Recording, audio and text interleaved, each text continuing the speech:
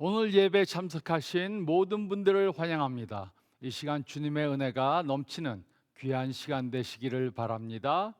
저희 다 같이 하나님의 말씀 보겠습니다. 오늘 말씀은 에베소서 6장 1절로 4절 말씀입니다. 자녀들아, 주 안에서 너희 부모에게 순종하라. 이것이 옳으니라. 내 아버지와 어머니를 공경하라. 이것은 약속이 있는 첫 계명이니 이로써 내가 잘되고 땅에서 장수하리라. 또 아비들아, 너희 자녀를 노엽게 하지 말고 오직 주의 교훈과 훈계로 양육하라. 아멘.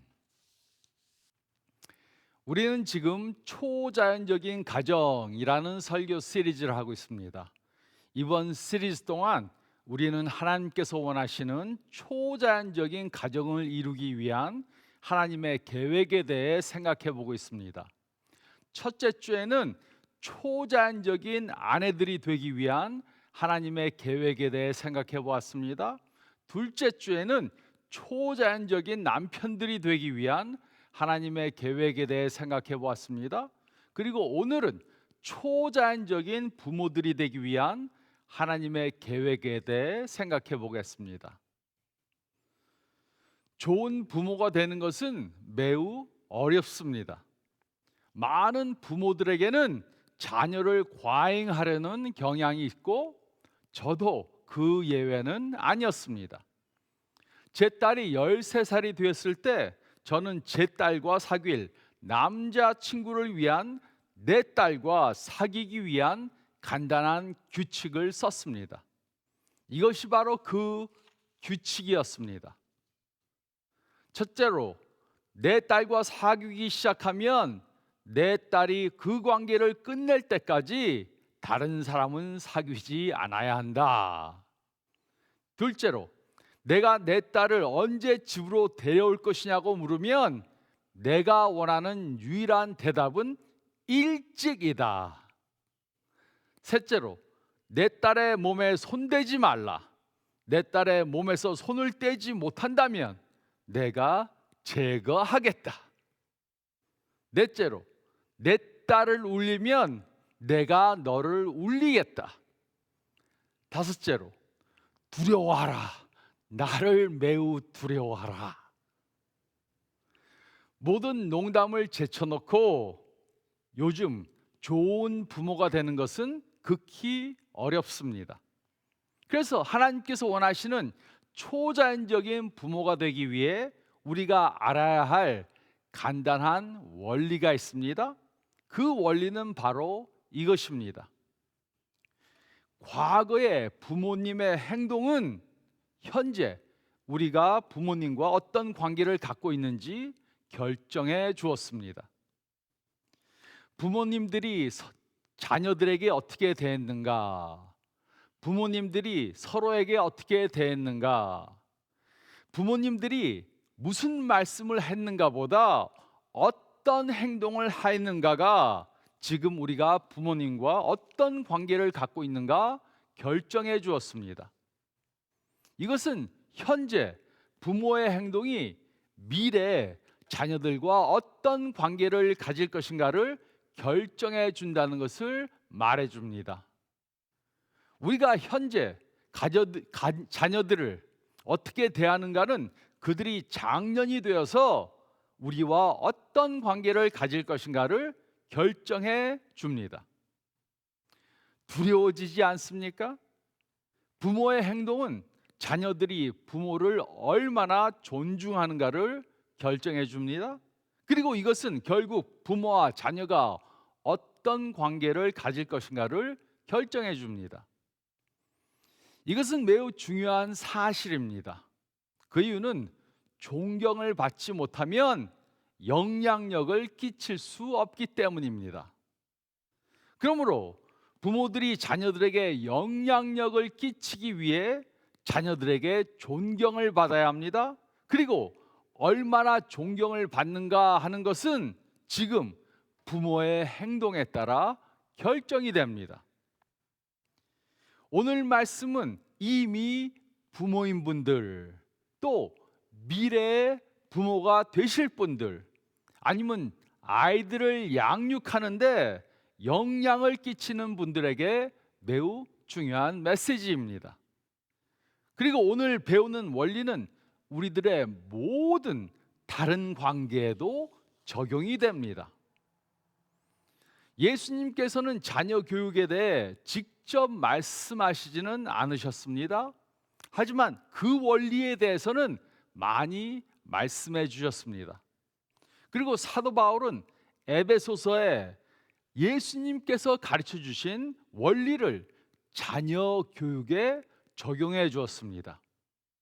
그러므로 부모님들이 자녀를 잘 양육하기 위해 다음에 세 가지 원리를 따라야 합니다. 첫째로 4절 상반절 말씀을 보면 부모는 자녀에게 인내해야 합니다. 부모는 자녀에게 인내해야 합니다. 4절 상반절은 다음과 같이 기록했습니다. 또 아비들아 너희 자녀를 노엽게 하지 말고. 바울은 아버지들에게 자녀를 노엽게 하지 말라고 말했습니다. 그것은 아버지들에게 어머니들보다 자녀를 노엽게 하는 경향이 더 많기 때문입니다. 하지만 이 말씀은 아버지와 어머니 모두에게 적용이 됩니다. 바울은 부모들이 자녀들을 양육할 때 자녀들의 감정에 민감해야 한다고 말했습니다. 바울이 이 서신을 기록할 당시 아버지들의 권위는 막강했습니다. 절대적이었습니다. 아버지가 한번 말하면 그것이 집안에서 법이 되었습니다. 그러므로 바울의 이 말은 매우 혁신적인 것이었습니다. 그는 아버지들에게 자녀를 지속적으로 화나게 하지 말라고 말했습니다. 자녀들 마음 안에 끊임없이 원한이 쌓이지 않게 하라고 말했습니다. 아버지는 자녀에게 너무 무리한 요구를 하면 안 됩니다. 또 필요 이상으로 잘못을 지적하면서 자녀들로 용기를 잃게 하면 안 됩니다. 부모는 자녀를 지속적으로 화나게 하면 안 됩니다. 자녀를 강압적으로 억누르면 안 됩니다. 너무 억누르지 말아야 합니다. 혹독한 말을 하면 안 됩니다. 이러한 행동들은 결국 부정적인 결과를 가져다 주게 될 것입니다. 부모와 자녀의 관계가 멀어질 것입니다.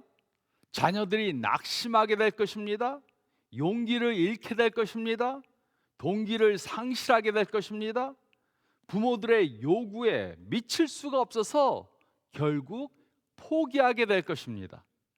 그러면 결과적으로 서로의 관계가 멀어지게 될 것입니다. 부모가 어른 자녀들보다 빨리빨리 걸으면 어떻게 됩니까? 자녀들은 따라오지 못하게 될 것입니다. 자녀들은 뒤처지게 될 것입니다. 그러면 결국 부모와 자녀와의 거리가 멀어지게 될 것입니다. 그 이유는 어린 자녀들은 부모들처럼 빨리 걸을 수 없기 때문입니다. 어떤 부모는 이렇게 말합니다.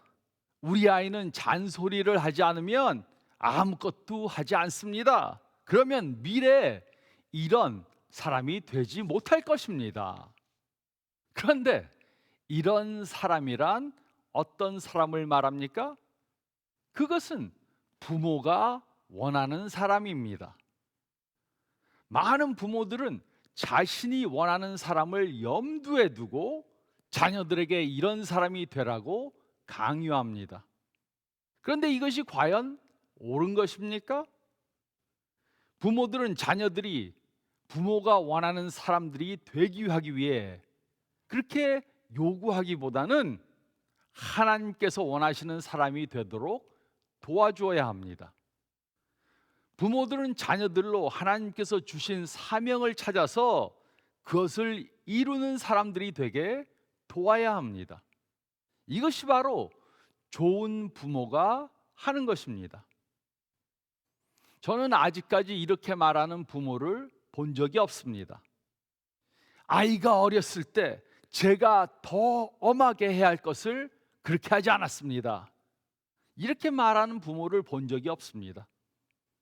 하지만 저는 자녀들이 어렸을 때 너무 엄하게 대해서 그것을 후회하는 부모들은 많이 보았습니다. 어떤 부모들은 자신들이 이루지 못한 것을 자녀들에게 이루라고 강요합니다. 그러면 성인들이 되어서 부모와 멀어지게 될 것입니다. 그러므로 부모들은 자녀들에게 영감을 주어야 합니다. 하지만 그들을 지치고 좌절하게 만들면 안 됩니다. 부모들은 절대로 자신의 자녀를 다른 사람의 자녀들과 비교하면 안 됩니다. 저 사람의 자녀들은 이렇게 하는데 너는 왜 못하냐? 이런 말하면 안 됩니다. 부모님은 자신의 체면과 자신의 욕심을 따라 말하고 행동해서는 안 됩니다. 자녀들이 따라올 수 없는 그런 속도로 빨리빨리 가려고 하면 안 됩니다. 부모들은 자신들의 속도를 자녀들의 속도에 맞춰서 걸어야 합니다. 그렇지 않으면 자녀들이 따라오지 못합니다. 그러므로 질문해 보시기 바랍니다. 나는 자녀들에게 내 속도로 따라오라고 강요하고 있지는 않은가? 자녀들이 내가 원하는 사람들이 되기 위해 노력하다가 지쳐 있지는 않는가? 질문해 보시기 바랍니다. 부모는 자신의 속도를 자녀들의 속도에 맞춰야 합니다. 그렇게 하지 않으면 자녀들은 부모로부터 멀리 떨어지게 될 것입니다. 부모는 자녀에게 인내해야 합니다. 부모는 자녀에게 인내해야 합니다. 둘째로 4절 하반절 말씀을 보면 부모는 자녀를 하나님의 교훈과 훈계로 양육해야 합니다. 부모는 자녀를 하나님의 교훈과 훈계로 양육해야 합니다. 4절 하반절은 다음과 같이 기록했습니다.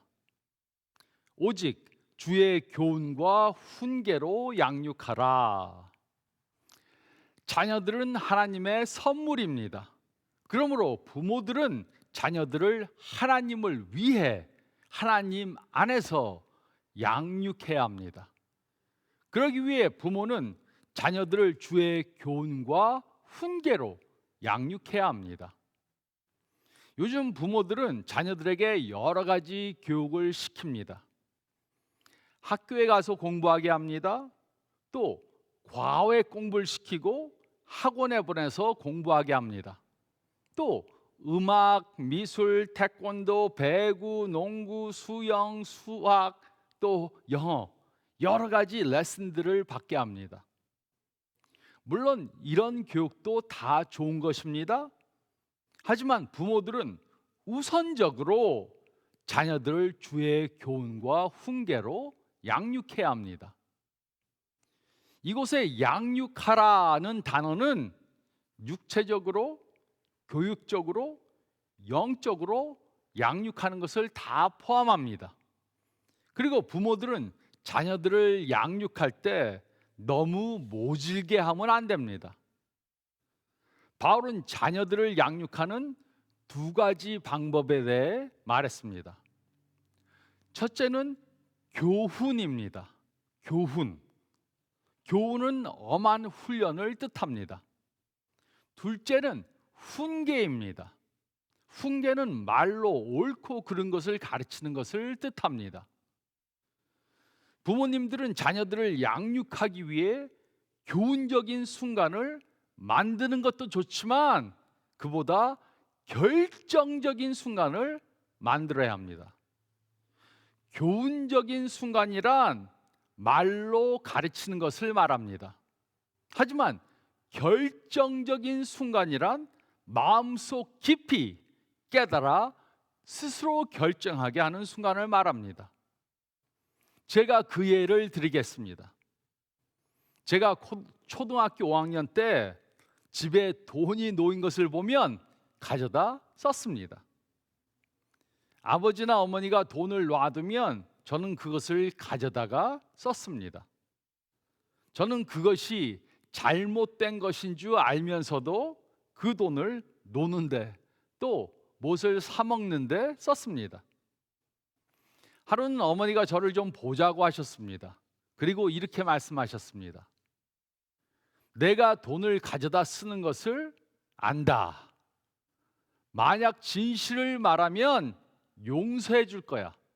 하지만 거짓말을 하면 심한 벌을 받게 될 거야. 저는 바보가 아니었습니다. 그래서 저는 사실을 고백했습니다. 그러자 어머니는 다시는 그러지 말라는 말을 남기시고 방을 나가셨습니다. 저를 혼내거나 벌 주시지 않았습니다. 하지만 저는 그 후로는 다시 돈을 훔치지 않고 거짓말을 하지 않기로 결정했습니다. 이것이 저의 삶의 결정적인 순간이 되었습니다. 어머니는 저에게 야단치시고 잔소리를 하실 수 있었습니다. 매를 들 수도 있었습니다. 그러면 돈을 훔치는 것이 잘못된 것이라고 가르치지만 가르치는 교훈적인 순간밖에 될 수 없습니다. 그렇게 했다면 돈을 훔치거나 거짓말을 하지 않기로 스스로 결정하는 결정적인 순간은 만들 수 없었을 것입니다. 그러므로 부모는 이 중요한 사실을 깨달아야 합니다. 교훈적인 순간보다 결정적인 순간을 만드는 것이 더 중요합니다. 그렇게 함으로 자녀들이 스스로 깨달아 결정하도록 도와야 합니다.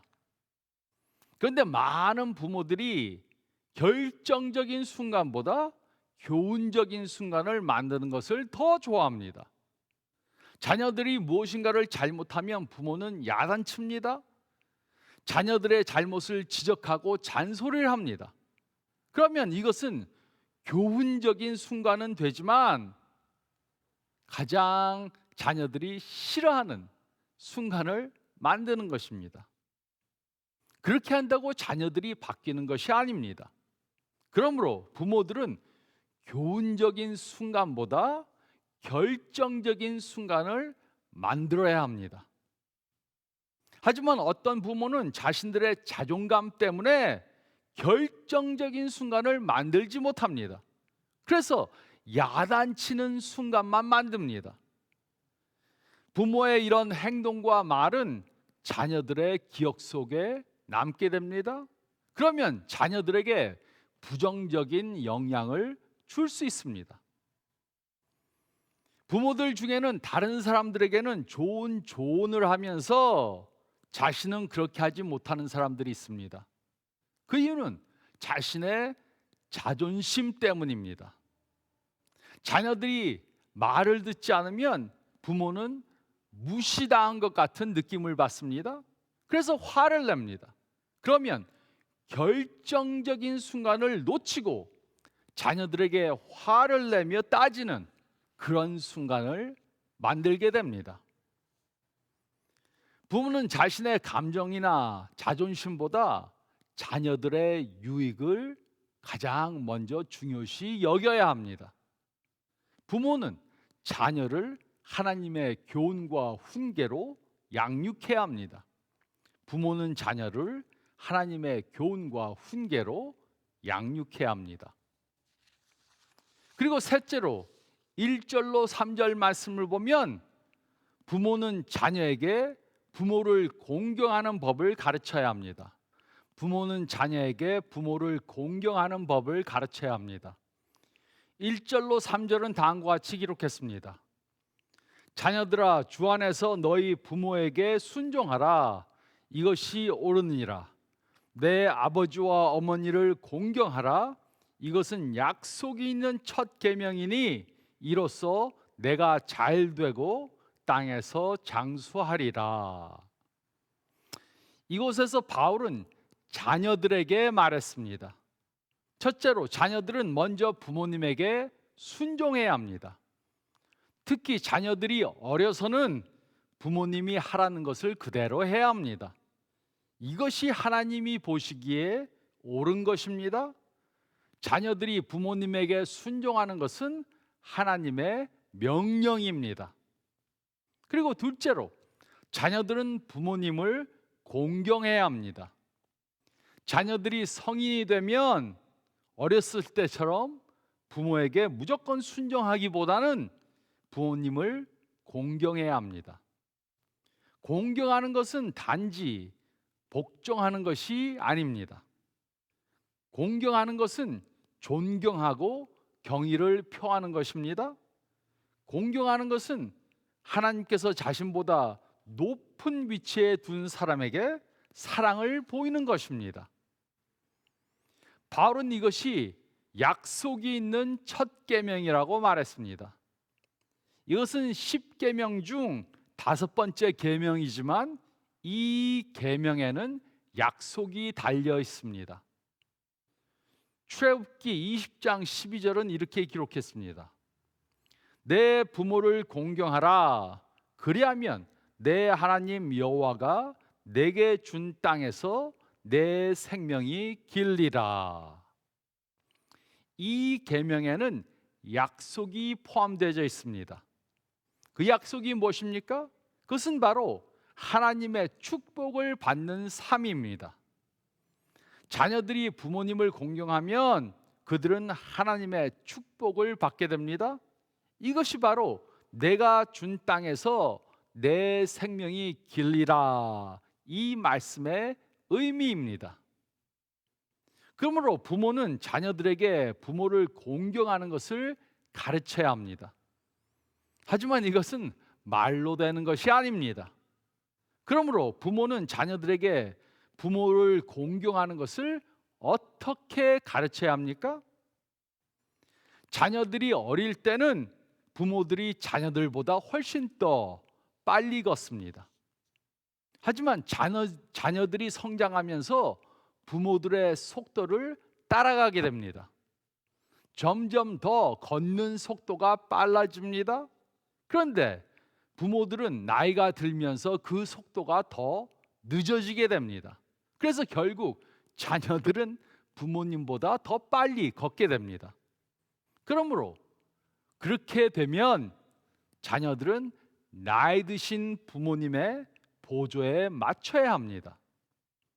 자녀들이 자신들의 속도로 빨리빨리 걸어가면 부모님은 따라갈 수 없게 됩니다. 부모님이 나이가 들면 우리는 부모님의 속도에 따라가야 합니다. 보조를 맞춰서 가야 합니다. 그러면 우리 자녀들은 우리가 부모님의 속도를 따라 보조하는 것을 보고 배우게 될 것입니다. 그리고 우리가 나이가 들어서 걷는 속도가 늦어지면 자녀들도 우리들의 속도에 보조를 맞추게 될 것입니다. 즉, 우리가 부모님을 공경하지 않으면서 우리 자녀들이 우리들에게 공경할 것을 기대할 수 없습니다.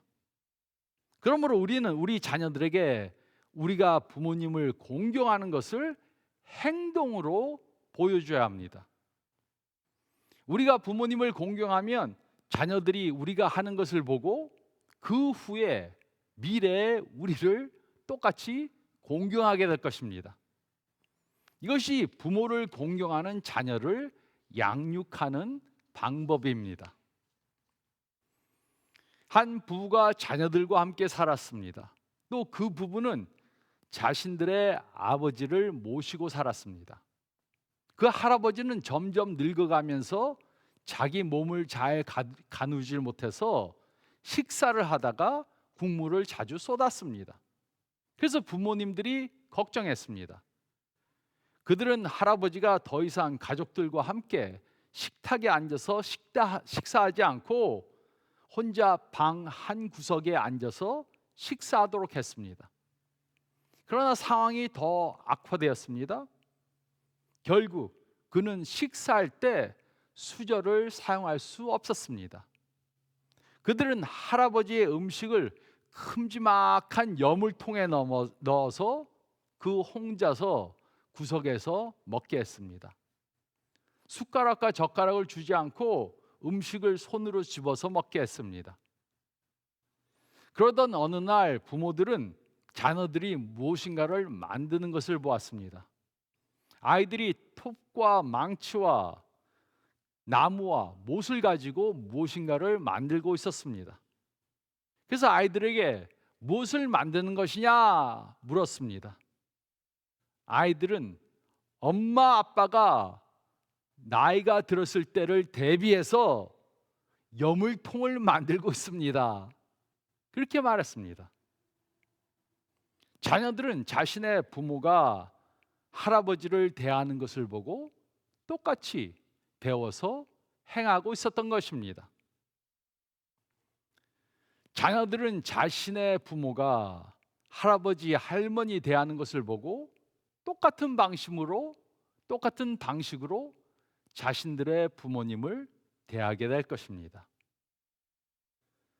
부모는 자녀에게 부모를 공경하는 법을 가르쳐야 합니다. 부모는 자녀에게 부모를 공경하는 법을 가르쳐야 합니다. 한 가지 더 말씀드릴 것이 있습니다. 부모들은 절대로 아이들이 중심이 된 가족 관계를 형성하면 안 됩니다. 즉, 자녀들이 가족 관계의 중심점이 되게 하면 안 됩니다. 그런데 많은 부모들은 아이들 위주로 가족 관계를 만듭니다. 특히 처음 부모가 된 사람들은 이런 실수를 범합니다. 아기가 태어나기 전에 이미 부부가 존재함으로 가족 관계가 형성되었습니다. 그리고 그 관계에 아기가 더해진 것입니다. 그런데 많은 경우 아기가 태어나면 그 아기가 가족 관계의 중심이 됩니다. 모든 것이 아기를 중심으로 이루어집니다. 하지만 이것은 매우 큰 실수를 범하는 것입니다. 그러면 버릇없는 아이를 만들 수 있습니다. 자신밖에 모르는 아이를 만들 수 있습니다. 그리고 아기가 중심이 된 가정을 이룬 부모들에게는 나중에 큰 문제가 생길 수 있습니다. 아이들을 중심으로 가정 관계가 이루어졌습니다. 그러다 아이들이 성장해서 부모를 떠납니다.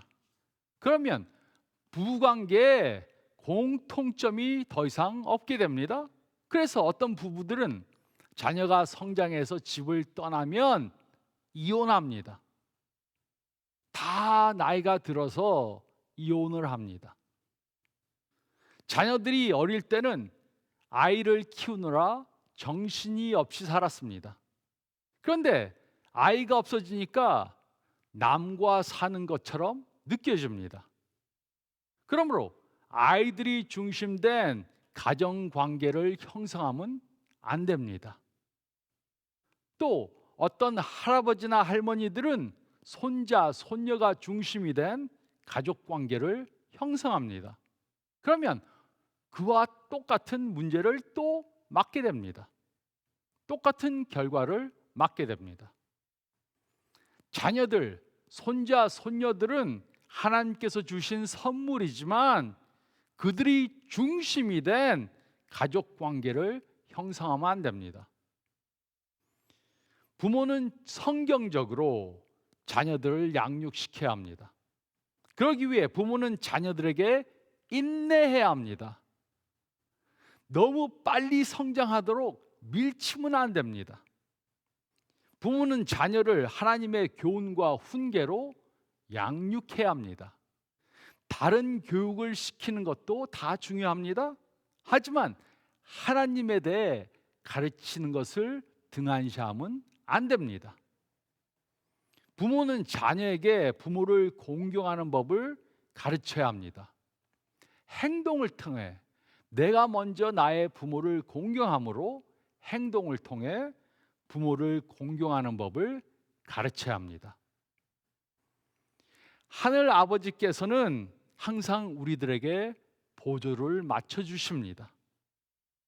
우리들의 속도로 우리를 양육시키십니다. 이렇게 하나님 아버지를 본받아 자녀들을 잘 양육하는 저와 여러분들이 되시기를 우리들에게 가정을 주신, 부관계를 주신, 아이들을 주신 예수님의 이름으로 축원드립니다. 저희 다 같이 기도드리겠습니다. 잠깐 머리를 숙이시고 오늘 말씀 생각해 보시기 바랍니다. 자녀된 우리들은 먼저 부모님께 감사해야 합니다. 또 부모님을 우리들에게 선물로 주신 하나님께 감사해야 합니다. 그리고 부모님들께 순종하고 부모님을 공경해야 합니다. 이렇게 부모님을 공경하고 있는가? 또 그러기 위해서는 내가 무엇을 해야 하는가? 생각해 보시기 바랍니다. 또 결혼해서 부모가 되신 분들은 오늘 말씀을 또 생각해 보시기 바랍니다. 나는 성경적으로 자녀들을 양육하고 있는가? 자녀들에게 내가 참으로 인내하고 있는가? 아니면 내 속도로 따라오라고, 자녀들에게 빨리 성장하라고, 내가 원하는 사람이 되라고 강요하고 있지는 않은가 생각해 보시기 바랍니다. 또 다른 레슨은 열심히 시키면서 하나님에 대해 가르치는 것은 혹시 내가 등한시하고 있지는 않는가? 내가 먼저 하나님의 말씀에 순종하는 삶을 삶으로 나의 자녀들을 하나님의 교훈과 훈계로 양육하고 있는가? 질문해 보시기 바랍니다.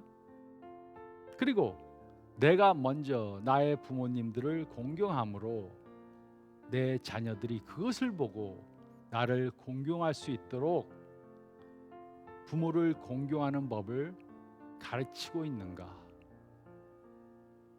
오늘 말씀 생각하면서 부족한 부분이 있으면 이번 한 주 동안 계속해서 기도하면서 그것을 삶 가운데 적용하시기 바랍니다. 제가 기도하겠습니다. 주님 감사합나이다. 오늘 말씀을 통해 저를 일깨워 주심을 감사드립니다. 먼저 부모님에 대해 감사하는 저희들 될 수 있도록 도와주시고, 부모님을 주신 하나님께 감사하고 또 부모님께 순종하며 공경하는 저희 모두가 되게 도와주시고 역사해 주시옵소서.